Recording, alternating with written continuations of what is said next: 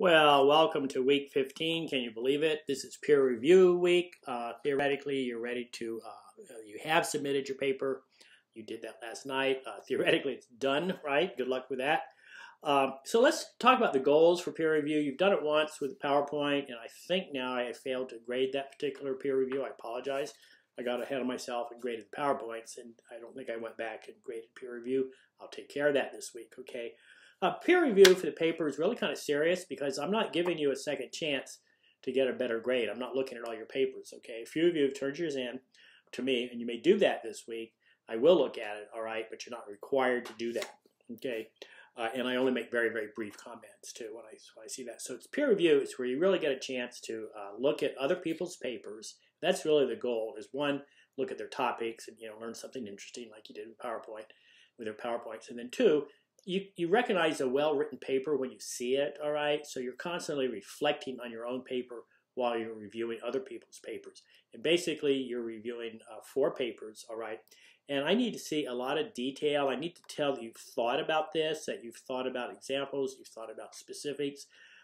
That's where the critical thinking is when you can apply the real world to things, okay? You can apply actual examples, you can dig down, you can look at the details, and I need to see that in your peer review. So there's 3 ways, I call it the 3x3 rule, okay?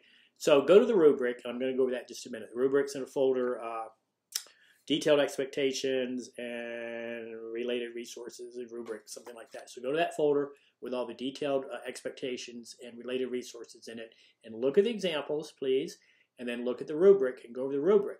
And what you can do is, as you look at somebody's paper that you want to review, you can find 3 places in the paper where it really meets the rubric. And you say, hey, this is really good. Mr. Welder's going to be really pleased because you're doing this, this, and this, all right? And you have to be specific, okay? Then you need to go back to the rubric and go back to the paper, look at it, and find 3 areas that they could really do a better job on. And you need to give them specific help. Don't say, I didn't want to hear about punctuation. Don't talk about anybody's punctuation or spelling. That's their job, not yours. Okay, that has nothing to do with peer review. All right, peer review is a critical thinking essay, and where you're helping the writer critically write. All right, so if they're having trouble with page length, give them some specific ideas. That's usually within the paragraphs. Very often students race through paragraphs. They look at they list out these things in a paragraph and then don't stop and write about each one. They just move on to another thought, okay? So make them slow down, okay? Find specific areas where, according to the rubric, they can do a better job, okay? If you notice citing issues, you can help with that, but don't do grammar, please, and don't do punctuation. So let me go over the rubric really quickly. So I list citing as having a lot of points for the rubric, okay? Very, very important they get citing correct. And I do have 2 videos on the homepage today, new videos. We'll have this one about peer review, and then I have a second one about citing, kind of citing made easy, all right? Then I need to, the rubric also covers how well you're using your resources. Do you thoroughly use the resources in the paper? Is the writer using the resources thoroughly, right? Or are they just racing along and using just one resource, right? Or hardly any at all? This is not an opinion paper, okay?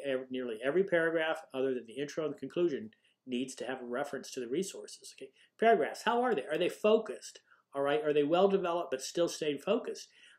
Big paragraphs usually tell me that you're writing about multiple topics, all right? So you can make sure a topic sentence is there to define what the topic of the paragraph's about, then develop it with your research, some quotes, some specifics, some examples, all right? Introduction and conclusion. Does the introduction tell the reader what's the paper going to be about? You're not writing a novel here, right? You don't have to have a catchy introduction. You have to get to the point. Let the reader know what's going to happen and how it's going to happen, okay? And then make sure that the introduction helps the reader see how the paper is going to unfold. A conclusion, how's that conclusion? Does it reflect the introduction? Does it reflect the paper? All right? Does it make sure the 2 are tied together? Page length, I mentioned that. Now, the rubric mentions writer's memo. That's not for peer review. You don't need to worry about that. Quoting. Does the writer carefully integrate quotes? If you know how to integrate quotes and the writer doesn't, please tell them or show them. Give them an example, okay? Integrating quotes is as simple as this. According to, comma, then the quote. Or according to Joe Smith. Or according to one article, comma, quote. And then you close the quote. Then you have a citation, which is the parentheses. and then you have the author's name in there, and if it's MLA, the page number. If it's not MLA, then it's the date, all right? Then close the parentheses and then the period. There's only one period, all right? So I think that's pretty much about quoting. Critical thinking. Did you learn something new from the paper, or is it just a Wikipedia account, that you could have read yourself real quickly, all right?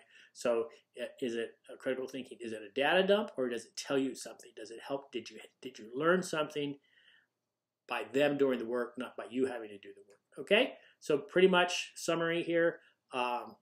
3 positives, 3 things where they can improve, follow the rubric, all right? Make sure there's plenty of research in the paper, and please be serious about this, because by the way, this peer review is a big part of your grade too. The paper is bigger, all right? So let me know if you have questions, and make sure you look at the examples. I think the examples are really helpful, and make sure you do 4 reviews. And by the way, notice I'm making the groups really large now, because there's always some fall off in the groups if they're too small, and also this gives you a lot of choice as to, you can kind of go through a couple and say, well, these are the ones that I review. Okay? So, hey, good luck.